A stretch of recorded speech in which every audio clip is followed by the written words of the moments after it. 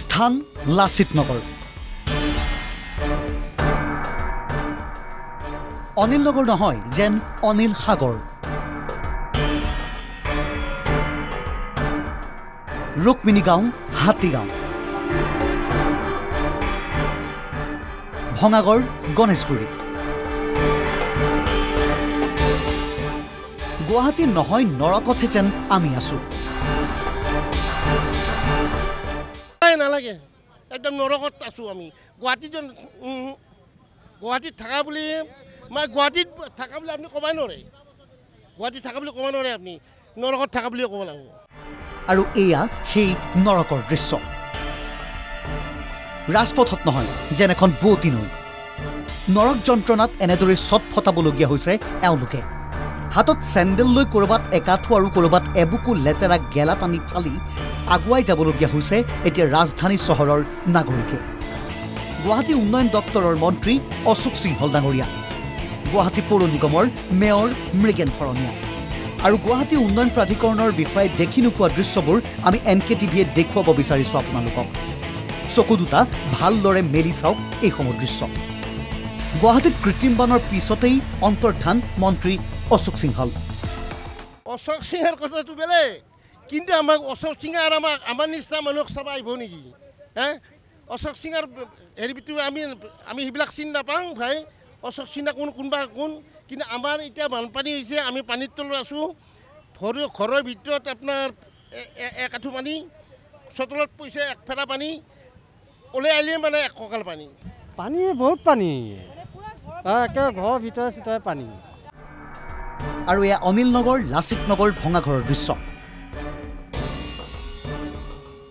নিশা অহা এজাক মুষলধাৰ বৰষুণৰ পিছতেই স্মাৰ্ট চিটি গুৱাহাটীৰ নৰক সদৃশ পৰিৱেশ। ঘৰৰ ভিতৰত, বাহিৰত, পথত, উপপথত সকলোতে পানী, পানী আৰু পানী। এয়া অনিল নগৰৰ এফালে পাম্প লগাই পানী সিঁচিছে, আনফালে ভৰলুৰ গাৰ্ডৱাল ভাঙি পুনৰ অনিল নগৰলৈ পানী সোমাইছে। এক কথাত ফুলনি মানে বাগিচা, বাগিচা মানে ফুলনি। দৃশ্যবোৰ মন্ত্ৰীয়ে নেদেখে মেয়ৰে, দেখে কেৱল জনতাই, দেখে সাংবাদিকেহে। তাতকৈ দুৰ্ভাগ্যজনক কথা আমাৰ কি হ'ব পাৰে? বাৰে বাৰে কৈছোঁ যে গাৰ্ডৱালখন মেৰামতি কৰিব লাগে। আমাৰ গাৰ্ডৱালখন মেৰামতি নকৰিলে কোন সময়ত জলপ্ৰলয় হয় সেইটো ক'ব নোৱাৰি। এতিয়া হ'ল চাওক, ফুটুতে মিছা কথা নকয়, আপোনালোকৰ চেনেলত বাৰম্বাৰ কৈ আহিছিলোঁ। এতিয়া চাওক, এতিয়া সেই কথাটোৱেই সঁচা প্ৰমাণিত কৰি গাৰ্ডৱাল ভাঙি পানী সোমাই আছে। কৃত্ৰিম বান ফালি হাস্পাতাললৈ অহা ৰোগীৰ আত্মীয়ৰ ক্ষোভ। কৃত্ৰিম বানৰ বাবেই দুৰ্ভোগ ৰোগীৰ আত্মীয়ৰ। কৃত্ৰিম বান পাৰ কৰি দিলে ৰিক্সাক দিব লাগে 200 টকা। চৰকাৰে বা কি কৰি আছে এইটো নাজানো ইমান। মুখ্যমন্ত্ৰী ছাৰে অলপমান চকু কাণ দিলে ভাল লাগে আৰু এনেকুৱা হেৰিত। আমাৰ বহুত কষ্ট আছে, মেডিকেলত পেচেণ্ট আছে, এতিয়া নগ'লেই নহয়, ব্লাড ল'ব লগা হৈছে। এইটো উপায়টো নাই, গাড়ী মটৰ নহ'লে যাবই লাগিব। নিৰ্বাচনৰ সময়ত তেওঁলোক আহি কয় যে সমস্যাসমূহ সমাধান হৈ যাব। এই হাঁহৰ কণী পাৰিছে এতিয়া বানপানীত, সেনেকুৱা হৈছে। এতিয়া হাঁহৰ কণী পাৰি আছে, কিয় মানুহখিনি আহিব ৰিক্সা দি পাৰ কৰিব লাগে, মাত্ৰ 200 টকা লাগে।